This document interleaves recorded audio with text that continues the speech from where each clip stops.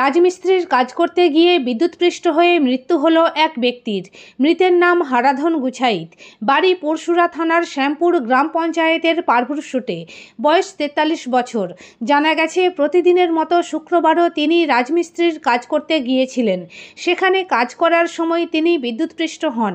সহকর্মী ও এলাকার মানুষ তাঁকে সঙ্গে সঙ্গে পরশুরা গ্রামীণ হাসপাতালে নিয়ে যান, কিন্তু চিকিৎসকরা তাঁকে মৃত ঘোষণা করেন।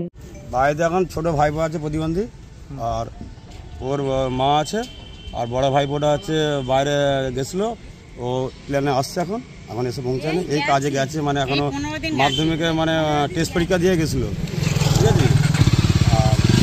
আর আছে বাবা মা, আমার দাদা মেয়েটা কলকাতাতে থাকে, সে আসছে। কীভাবে হয়েছিল জানতে পারলেন? কখন জানতে পারলেন আপনারা? আমরা জানতে পেরেছি যে মিস্ত্রি কাজ গেছিলো, 3 তলা ছাদের উপরে কাজের ছিল। এবার কারেন্টে কীভাবে মানে শর্ট খেয়ে গেছে তারে, সেটাও মিস্ত্রিরা জানতে না। তারপরে দেখে না যে বসে আছে কেন, দেখতে যে কারেন্টে হাত লেগে গেছে।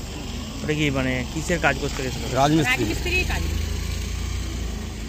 দিয়ে তারা কারা নিয়ে এলো হসপিটালে? কারা নিয়ে গেছিলো?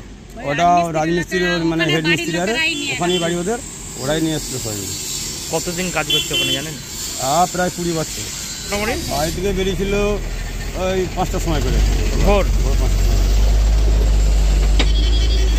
আপনার নাম? আমার নাম সঞ্জয় গুছাই। কোথায় বাড়ি আপনার? কে হন আপনি? আমি ভাই। নিজের ভাই? দাদার নাম কি? হারাধন গুছাই। এখন ছোট ভাইপো আছে প্রতিবন্ধী, আর ওর মা আছে, আর বড় ভাইপোটা হচ্ছে বাইরে গেছিলো, ও প্লেনে আসছে এখন এসে পৌঁছায়নি। এই কাজে গেছে, মানে এখনও মাধ্যমিকে মানে টেস্ট পরীক্ষা দিয়ে গেছিলো, ঠিক আছে। আর আছে বাবা মা, আমার দাদা মেয়েটা কলকাতাতে থাকে, সে আসছে। হচ্ছে রাজমিস্ত্রি কাজ করতে গেছিলো, ওই যে কারেন্টটা শর্ট খেয়েছে বলছে। আমরা তো কোথায় কাজ করতে গেলে? পারশামপুর। কোথায় গেলে? পারশামপুর। কি নাম দাদার? হারাধন গুছাই। কোথায় বাড়ি ওনার? বাড়ি পারভুরসুট। হ্যাঁ, পারভুরসুট। কোন থানা? আমাদের এইটাতে পরশুরা থানা। কোন গ্রাম পঞ্চায়েত জানেন? হ্যাঁ, শ্যামপুর গ্রাম পঞ্চায়েত। বাড়িতে কে কে আছেন ওনার? মানে দাদা বর্তমানে। আপনি কে হন? আপনি? আমি বোন। কি নাম দিদি আপনার? আমার নাম বর্ণালী সামন্ত। রাজমিস্ত্রি জোগাড় যেমন যায়, রাজমিস্ত্রি কাজ গেছে কাজে যে, আর ওই তো একটা হাবা ছাপা খাপা মানুষ তো, আর ওই বোর্ডেতে তার গুঁড়িতে মিস্ত্রি পাঠিয়েছে, পাঠানোর পরেতে গুঁড়িতে গেছে, যা একটা ধরে নিয়েছে, ব্যাস।